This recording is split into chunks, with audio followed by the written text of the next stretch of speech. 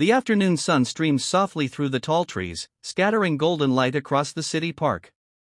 The sounds of laughter, conversations, and footsteps created a background melody that spoke of life in constant motion. Amidst this vibrant scene, an old man and a boy sat quietly on a worn green bench. The boy's eyes were fixed downward, his small hands clutched together tightly, his knuckles pale from the pressure. A faded backpack rested at his side, its fabric tired and fraying from years of use. His jeans had tears at the knees, not the fashionable kind but the kind that spoke of climbing fences, running through fields, and sometimes simply wearing the same pair too many times because there were no others. The old man sitting beside him, dressed in a simple but neat jacket, held a sandwich carefully wrapped in paper. His other hand rested gently on the boy's shoulder, a quiet attempt to comfort him. His eyes were soft, filled with understanding, and his lips carried the faint trace of a smile, not one of amusement, but of reassurance. He had noticed the boy sitting alone long before he approached him.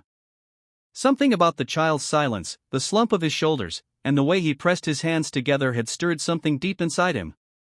It was not the first time he had seen someone in need of kindness. Life had taught him that people often carried invisible burdens heavier than the ones they showed. This boy, with his tired eyes and painted streaks of dirt on his face, looked like he was carrying far more than a child should ever bear. The old man did not immediately speak. Sometimes words, especially too many of them, could feel like noise. Instead, he simply sat, offering his presence. He remembered his own childhood, decades ago, when silence had often been the only companion he knew. He had grown up poor, too, in a time when asking for help was seen as weakness. Back then, he had wished anyone had noticed. The boy finally shifted slightly, sensing the sandwich near him. His stomach growled faintly, betraying the hunger he was too proud to admit.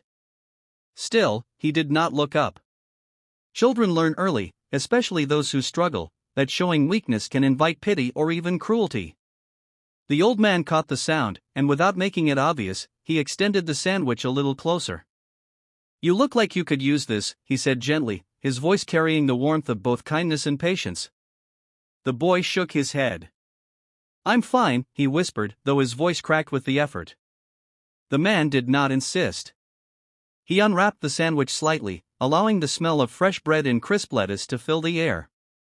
Then, instead of pressing it on the boy, he took a slow bite himself. He chewed thoughtfully, then placed the sandwich between them on the bench. "You know," the man said, "when I was your age, I used to skip meals sometimes. Not because I wanted to, but because I had to. I didn't always admit when I was hungry. Somehow, saying the words out loud made me feel smaller." He paused, watching the boy's reaction. "But I learned something important. Hunger isn't a weakness. It's just the body's way of asking for care." The boy's eyes flickered briefly toward the sandwich, then back to his clenched hands. "You don't have to talk," the man continued. "But you also don't have to sit here alone." For the first time, the boy allowed his shoulders to relax a little. It was not trust, not yet, but it was the faintest crack in the wall he had built. Slowly, carefully, the boy loosened his grip on his own fingers and reached toward the sandwich. He hesitated, almost expecting the man to pull it away or laugh. But the man only smiled softly and nodded. "Go ahead," he said. The boy took the sandwich with both hands, his fingers trembling slightly. He brought it close and took a small bite. The first taste seemed to dissolve the resistance he had been holding on to. His eyes closed briefly, as though the simple act of eating something good and fresh carried a relief far beyond just food. The old man watched silently, remembering how many times he himself had wished for someone to offer him just one meal without judgment. After a while, the boy spoke, his voice quiet but clear. "Why are you helping me?" The man smiled. "Because someone once helped me." The boy looked at him curiously, crumbs clinging to his lips. The man leaned back, gazing at the trees. "When I was not much older than you, I was walking home from school one day. My shoes had holes, my stomach was empty, and I felt invisible. A woman I had never met stopped me. She gave me half of her lunch, just like that. She didn't ask for anything in return. She didn't make me feel ashamed.